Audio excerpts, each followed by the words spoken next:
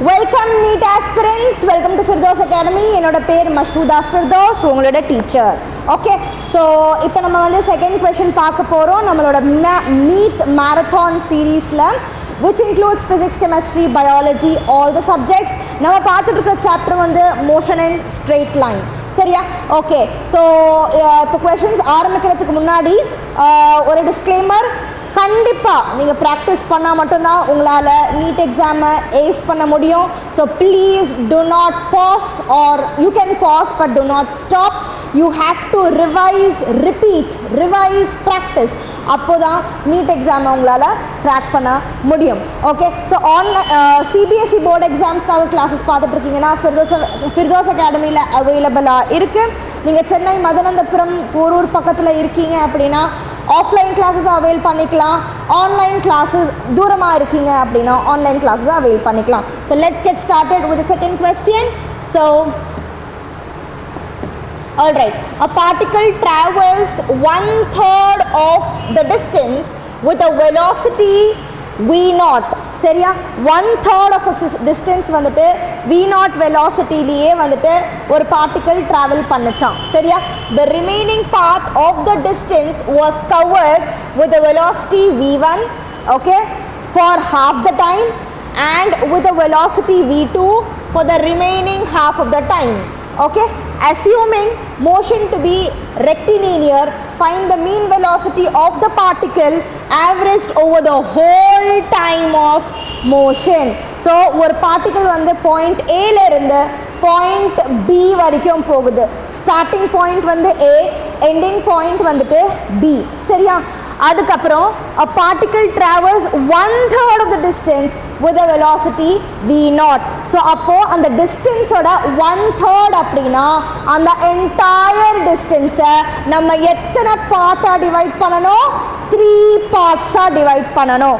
Because என்ன கொடுத்துருக்காங்க கொஷனில், entire டிஸ்டன்ஸில் v0 வெலாசிட்டியோட அந்த பர்டிகுலர் பார்ட்டிக்கல் 1/3 டிஸ்டன்ஸ் போகுது. ஸோ அப்போ ஏலேருந்து பி வரைக்கும் இருக்கிற நம்ம டிஸ்டன்ஸை நம்ம 3 பார்ட்டாக பிரிக்கிறோம். ஓகேவா? இது ஒரு பார்ட், இது ஒரு பார்ட், இது ஒரு பார்ட்டாக பிரிக்கிறோம். ஸோ ஏலேருந்து சி தான் வந்து 1/3 ஆஃப் த டிஸ்டன்ஸ். அது வந்து டைம் என்ன டைம் எடுத்துக்குது? t1 டைம் எடுத்துக்குது. என்ன வெலாசிட்டி எடுத்துக்குது? v0 velocity. புரிஞ்சிருக்கோம் நம்புறேன். அடுத்த part, the remaining part of the distance was covered with the velocity v1. that is, இந்த c ல இருந்து b இருக்கு இல்லையா, இந்த remaining part of the distance ஓட பாதி பார்ட் வந்துட்டு என்ன டைம்? v1 வெலாசிட்டியோட travel பண்ணுச்சான். அதுக்கப்புறமா மித்த, that is d ல இருந்து b ரிமைனிங் டிஸ்டன்ஸை v2 வெலாசிட்டியோட ட்ராவல் பண்ணுச்சு அப்படின்னு சொல்கிறாங்க. குவெஸ்டியன் கிளியராக இருக்கா? ஓகே, கிளியர் பண்ணிக்கோங்க தெரியலனா. ஆல்ரைட், இந்த என்டையர் டிஸ்டன்ஸ் இருக்கு இல்லையா, அதை நான் என்னென்ன எழுதியிருக்கேன்? எஸ் அப்படின்னு எழுதியிருக்கேன்.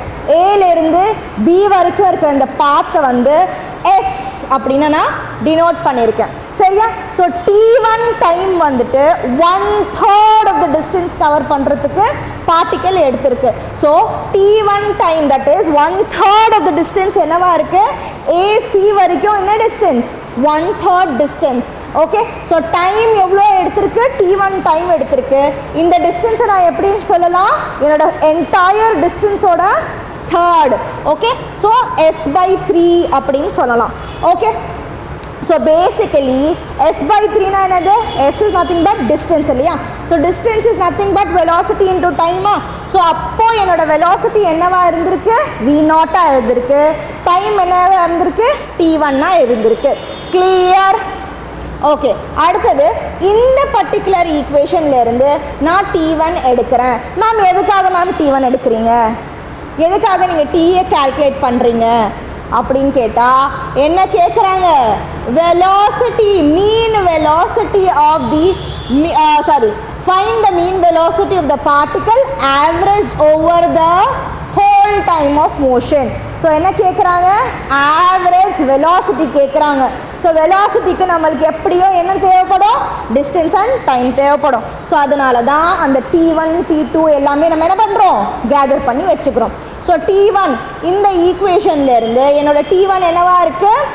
s/v0 3 இருக்குது. ஓகேவா? Simple mathematics. ஆல்ரைட், இப்போ பாருங்க, ரிமைனிங் பார்ட் 1/3 டிஸ்டன்ஸ் வந்துட்டு v0 வெலாசிட்டியோட போகுது, டைம் வந்து t1 எடுத்துக்குது.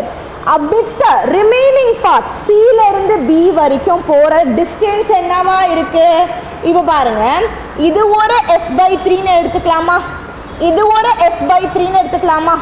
தட் இஸ் இந்த பார்ட் வந்து டோட்டல் டிஸ்டன்ஸோட டிவைட் பை 3. ஸோ அப்போது சில இருந்து டியும் என்னவா இருக்கும்? s/3 இருக்குமா? டில இருந்து பியும் என்னவா இருக்கும்? s/3 இருக்குமா? ஸோ அதனால இது ஒரு s/3, இது ஒரு s/3, இது என்னது? டோட்டலா 2s/3ன்னு எடுத்திருக்கேன். என்னது? டி சில இருந்து பி இருக்கிற டிஸ்டன்ஸ் என்னது? 2s/3. கிளியர்? ஓகே. ஸோ இது என்னது? சிடி அண்ட் டிபி போத் என்னது? சில இருந்து பி வரைக்கும் இருக்கிற லென்த்தை பற்றி தான் பேசிகிட்டு இருக்கோம். ஓகேவா? இப்போ நான் என்ன பண்ணுறேன், எனக்கு தெரிஞ்சது லென்த்து ஓட ஃபார்முலா வெலாசிட்டி அண்ட் டைம் வச்சு நான் அங்கே ஃபில் பண்ண போகிறேன். ஸோ சிடி என்னது? சிடினா வெலாசிட்டி, சியிலேருந்து டி பாயிண்ட்டுக்கு போகிறதுக்கு வெலாசிட்டி என்னவா தேவைப்பட்டுச்சு? v1 வெலாசிட்டி இருந்துச்சு. டைம் என்னவா இருந்தது? t2ஓட ஹாஃபாக இருந்தது, கொஷனில் கொடுத்துருக்காங்க. So t2/2. அதே டியிலேருந்து பிக்கு போகிறதுக்கு வெலாசிட்டி v2வாக இருந்தது, டிஸ்டன்ஸ் என்னவா இருந்தது? t2/2. ஓகேவா? ஸோ இந்த ரெண்டுத்துலேயே பார்த்தீங்கன்னா v that is t2/2 t2/2 ரெண்டுமே காமனாக இருக்குது. ஸோ அதனால் t2/2 வெளியே எடுத்துக்கிட்டேன். உள்ளே என்ன இருக்கும்? v1 + v2 இருக்கும். இப்போ எனக்கு என்ன வேணும்? டைம் 1 வேணும், டைம் 2 வேணும். மற்றது எல்லாமே எடுத்துனா அந்த சைடு எடுத்து எழுத போகிறேன். ஸோ t2 மட்டும் ஒரு சைடு எடுத்துட்டு இந்த 2 வந்து கீழே டினாமினேட்டராக இருக்குது, இங்கே போச்சுன்னா மல்டிப்ளை பண்ணும். ஸோ 2 × 2 4s ஆயிடுச்சு. சரியா? இது வந்து v1 + v2 வந்து நியூமரேட்டரோட மல்டிப்ளை பண்ணுது, அந்த பக்கம் போச்சுன்னா டினாமினேட்டரோட மல்டிப்ளை பண்ணும். So 3/v1 + v2. ஓகேவா? ஸோ t2ஓட வேல்யூ என்னது? 4s/3 × v1 + v2. t1 கிடச்சிருச்சு, t2 கிடச்சிருச்சு. நம்மளுக்கு தான் ஆவரேஜ் வெலாசிட்டியோட டிஸ்டன்ஸ் ஃபார்முலா தெரியுமே, டோட்டல் டிஸ்பிளேஸ்மெண்ட். ஆவரேஜ் ஸ்பீடு தான் டோட்டல் டிஸ்டன்ஸ் ட்ராவல்டு. ஓகேவா? இங்கே என்னது? Total displacement by total time. So இங்கே டிஸ்பிளேஸ்மெண்ட் சொல்லியிருக்காங்களே மேம். ஸோ அப்போது டிஸ்பிளேஸ்மெண்ட் வந்துட்டு இங்கே என்னவா இருக்கும்? ஒரு சின்ன ஹிண்ட் மட்டும் உங்களுக்குலாம் தெரிஞ்சிருக்கும். ஓகேவா? ஏலேருந்து பி தான் எண்டிங் பாயிண்ட். தட் இஸ் நீங்கள் ப்ரீவியஸ் கொஷின் பார்த்துருந்தீங்கன்னா அது ஒரு சர்க்குலர் மோஷன். அங்கே டிஸ்பிளேஸ்மெண்ட் ஆக்சுவலி என்னவா இருக்குது? 0. ஏன்னா ஏல ஸ்டார்ட் ஆகுது, ஏலையே முடியுது அப்படின்னா டிஸ்பிளேஸ்மெண்ட் 0வாக இருக்கும். டிஸ்பிளேஸ்மெண்ட் 0வாக இருந்துச்சுன்னா வெலாசிட்டி, ஆவரேஜ் வெலாசிட்டி நம்மளால் ஃபைண்ட் பண்ண முடியாது. ஓகேவா? ஸோ ஆவரேஜ் வெலாசிட்டி இங்கே நம்ம எப்படி ஃபைண்ட் பண்ணுறோம், எப்படி நம்மளால் முடியுது? இது ஒரு ரெக்டிலீனியர் மோஷன். ரெக்டிலீனியர்னா ஸ்ட்ரெயிட்டான மோஷன், ஸ்ட்ரெயிட் லைனில் நடக்கிற ஒரு மோஷன். ஸோ ஸ்டார்டிங் பாயிண்ட்டும் எண்டிங் பாயிண்ட்டும் வேறு வேறையாக இருக்குது. ஓகேவா? Alright. So total displacement by total time. சரியா? ஸோ டோட்டல் டிஸ்பிளேஸ்மெண்ட் என்னது? ஏன் நான் தனித்தனியாக எடுக்கிறேன் அப்படின்னா இந்த ரெண்டு பர்டிகுலர் டிஸ்டன்ஸ்க்கும் வெலாசிட்டி சேஞ்ச் ஆச்சு. தட் இஸ் ஏலேருந்து சி வரைக்கும் என்னோட வெலாசிட்டி என்னவா இருந்துச்சு? v0 இருந்துச்சு. சிலேருந்து பி வரைக்கும், சிலேருந்து டி வரைக்கும் என் வெலாசிட்டி டிஃப்ரெண்ட்டாக இருந்துச்சு. ஓகேவா? ஸோ டைம் ஆனால் வந்து ரெண்டு பேருக்கும் ஒரே டைம், t2ஓட ஹாஃப் t2ஓட ஹாஃப். ஸோ அதனால் நான் ரெண்டு பார்ட்டாக பிரித்து இந்த டிஸ்பிளேஸ்மெண்ட்டை எழுதியிருக்கேன். s/3 2s/3. ஸோ இது பார்த்தீங்கன்னா எல்சிஎம் எடுத்தீங்கன்னா என்ன வரும்? 3s/3 வரும். 3 and 3 கேன்சல் பண்ணிங்கன்னா வெறும் s வரும். சரியா? இங்கே பாருங்கள், இந்த t1 அப்படியே எழுதியிருக்கேன். t2ஓட ஹாஃபும் சேர்ந்தா t2. ஸோ t1 + t2 வரும். இதுதான் என்னோட ஆவரேஜ் வெலாசிட்டி. சரியா? இப்போ பார்க்கலாம். இந்த நியூமரேட்டரை அப்படியே எழுதிட்டு t1ஓட வேல்யூவும் t2ஓட வேல்யூவும் சப்ஸ்டியூட் பண்ணுறேன். t1 வந்து s/3 v0, t2 வந்து 4s/3 × v + v1 + v2. இப்போ தெரிஞ்சதா எதுக்காகனா தட் இஸ் ஏலேருந்து சி அண்ட் சிலேருந்து பி வரைக்கும் டிஸ்டன்ஸ் எடுத்தேன். ஏன்னா ரெண்டு பேருக்கும் சேம் பேராமீட்டர் இருக்குது. டைம் வந்து சிலேருந்து டியும் டிலேருந்தும் பிக்கும் டைம் வந்து என்னது T2ல் தான் வருது. அதனால் இந்த 2 பார்ட்டாக எடுத்து சேர்த்து டிஸ்பிளேஸ்மெண்ட்டாக எழுதியிருக்கேன். சரியா? அடுத்தது பாருங்கள். இப்போ என்ன நடக்குது? நியூமரேட்டரை அப்படியே வச்சுக்கோங்க. இந்த டினாமினேட்டரில் இந்த 2 பார்ட்டோட எல்சிஎம் எடுக்கிறேன். 3v0 plus 3 into v1 plus v2. இதோட எல்சிஎம் எடுத்தோன்னா 3v0 into v1 plus v2 வரும். சரியா? இப்போ இந்த டேர்மில் என்கிட்ட 3v0 இருக்குது. ஸோ நான் நியூமரேட்டரை v1 ப்ளஸ் v2ஓட மல்டிப்ளை பண்ணுவேன். So s into v1 plus v2 வரும். சரியா? அதுக்கப்புறம் கீழே பாருங்கள், இங்கே என்ன இருக்குது? 3 இன்ட்டு v1 ப்ளஸ் v2 இருக்குது. நான் இந்த நியூமரேட்டரை வெறும் 3v0ஓட மல்டிப்ளை பண்ணுவேன். 3v0ஓட மல்டிப்ளை பண்ணேன்னா சாரி இங்கே 3யும் இருக்குது, v1 ப்ளஸ் v2வும் இருக்குது. அப்போது v0 மட்டும் தான் இல்லை. ஸோ 4s நான் v0ஓட மல்டிப்ளை பண்ணுவேன். ஸோ அப்போ எனக்கு என்ன கிடைக்கும்?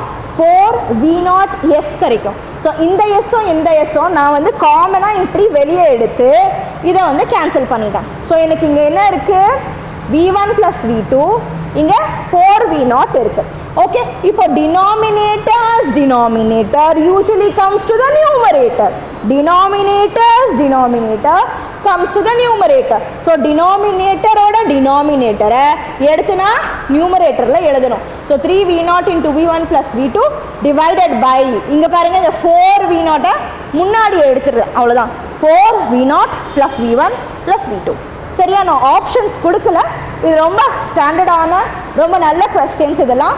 ஸோ ஆப்ஷன்ஸில் உங்களுக்கு இந்த ஆப்ஷன் கிடைச்சது அப்படின்னா நீங்கள் வந்து டிக் பண்ணிக்கலாம். ஆல்ரைட். ஸோ அடுத்த கொஸ்டின் அடுத்த வீடியோவில்.